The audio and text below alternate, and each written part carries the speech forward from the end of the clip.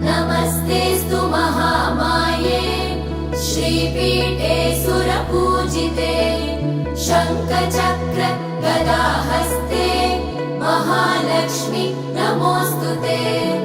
नमस्ते गरुडारूढे कोलासुरभयङ्करी सर्वपाप हरे देवी महालक्ष्मी नमोऽस्तुते।